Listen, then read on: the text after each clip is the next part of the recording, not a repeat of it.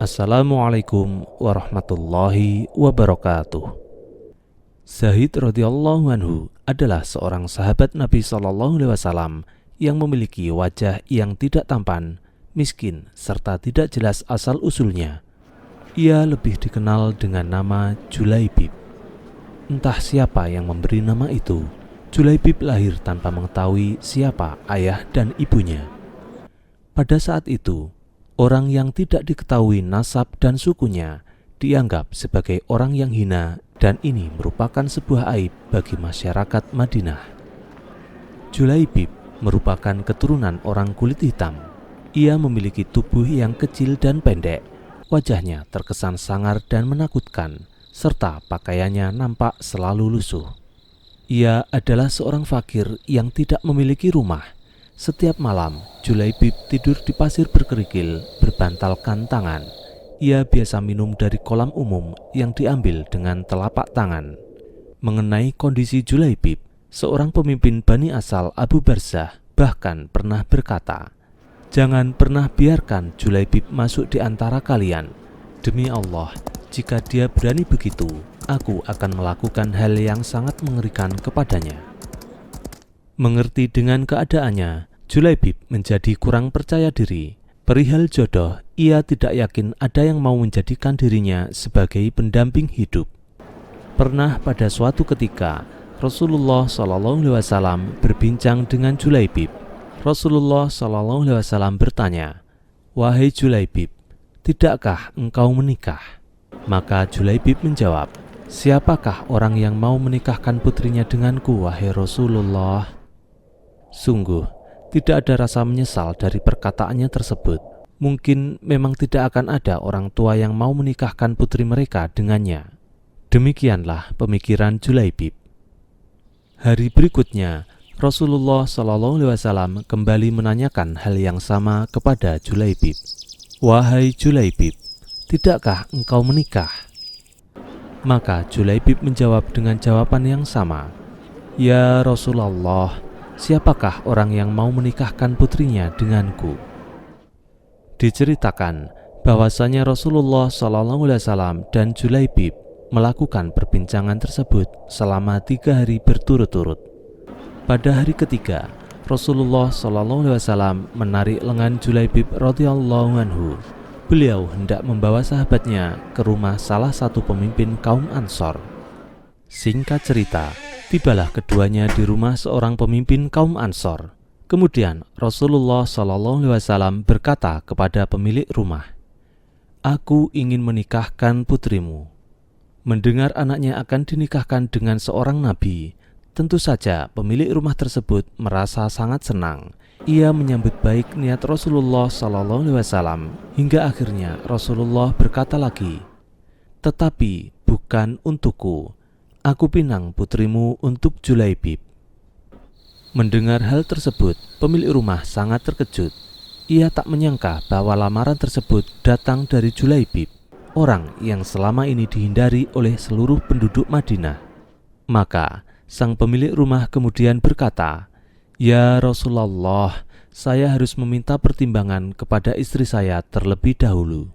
Kemudian, ia pergi ke belakang rumah menemui istrinya. Maka istrinya kemudian berkata, "Bagaimana bisa dengan Julaibib? Ia berwajah lusuh, tidak bernasab, tidak berkabilah, tidak berpangkat, dan tidak berharta. Demi Allah, tidak akan pernah putri kita menikah dengan Julaibib." Demikianlah jawaban dari istri pemuka Ansor tersebut. Sementara itu, di balik tirai, putri mereka ternyata mendengarkan perdebatan ibu dan ayahnya. Tak disangka-sangka, sang putri justru berkenan menerima lamaran dari Julaibib radhiyallahu anhu. Ia berkata, "Apakah kalian hendak menolak permintaan Rasulullah?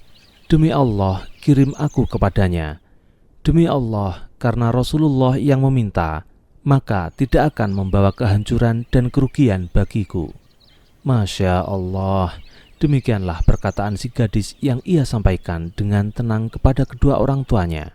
Ia kemudian melanjutkan ucapannya dengan membaca surat Al-Ahzab ayat 36. Allah Subhanahu wa Ta'ala berfirman, Dan tidaklah patut bagi laki-laki yang mukmin dan tidak pula bagi perempuan yang mukmin apabila Allah dan Rasul-Nya telah menetapkan suatu ketetapan akan ada bagi mereka pilihan yang lain tentang urusan mereka. Dan barang siapa mendurhakai Allah dan Rasul-Nya, maka sungguhlah dia telah sesat dengan kesesatan yang nyata. Singkat cerita, sang gadis menerima lamaran Julaibib radhiyallahu anhu. Sementara Julaibib sendiri merasa sangat bahagia. Ia tidak menyangka dirinya berjodoh dengan wanita cantik cerita dan baik akhlaknya. Namun, kebahagiaan Julaibib bersama istrinya di dunia tak berlangsung lama. Julaibib radhiyallahu anhu harus ikut ke dalam barisan pasukan muslimin dalam pertempuran di Uhud. Di dalam perang itu, Julaibib Allah takdirkan gugur sebagai syuhada. Dan di medan perang itulah ia dijemput oleh para bidadari surga. Rasulullah SAW yang berdiri tidak jauh dari jenazah Julaibib melihat begitu banyak bidadari yang menjemput Julaibib. Mereka saling berebut untuk meraih tubuh Julaibib. Rasulullah SAW kemudian berdoa, "Ya Allah, dia adalah bagian dari diriku dan aku adalah bagian darinya." Dalam perjalanan hidup yang Julaibib pilih sebagai orang yang berdiri membela Rasulullah, akhirnya dia menjadi rebutan para bidadari surga karena syahid di jalan Allah Subhanahu wa Ta'ala. Demikianlah kisah Julaibib menjemput jodohnya. Sungguh tak ada yang menyangka siapa dan bagaimana Allah menentukan jodoh bagi hambanya. Ishaq bin Abdullah bin Abi Talhah berkata kepada Thabit, "Tahukah kamu apa doa Rasulullah untuk wanita itu?" Ia berkata, "Apa gerangan doa Nabi untuknya?"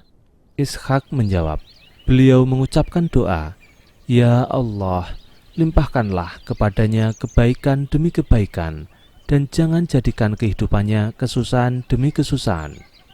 Sabit menuturkan, akhirnya Rasulullah SAW menikahkan wanita itu dengan Julaibib. Sejak saat itu, tidak ada perawan Ansor yang lebih dermawan berinfak melebihi dirinya. Ibnu Sa'id berkata, "Aku mendengar ada seseorang bercerita bahwasanya Julaibib berasal dari Bani Thalabah, yaitu suku yang menjadi sekutu kaum Ansor. Sedangkan wanita yang dinikahkan Nabi dengannya berasal dari Bani Harits bin Khosraj." Sekarang mungkin ada yang bertanya, siapa nama ayah Julaibib? Berapakah umur Julaibib? Namun, semua pertanyaan ini tidak disebutkan jawabannya untuk kita. Tinggallah Julaibib sebagai figur manusia yang soleh dan bertakwa, yang sejarahnya mematahkan siapa saja yang memburu ketenaran palsu yang tidak ada manfaat dan faedah di dalamnya. Lebih dari itu, hendaknya kita berusaha menggapai makna-makna persaudaraan yang didasari keimanan, karena persaudaraan seperti ini tidak terbatas pada diri orang-orang hebat. Kita juga harus berusaha meraih kesolehan orang-orang yang tidak terkenal, yang hanya bisa kita kenali sifat kesolehan dan ketakwaannya. Wallahu a'lam bishawab. Wassalamualaikum warahmatullahi wabarakatuh.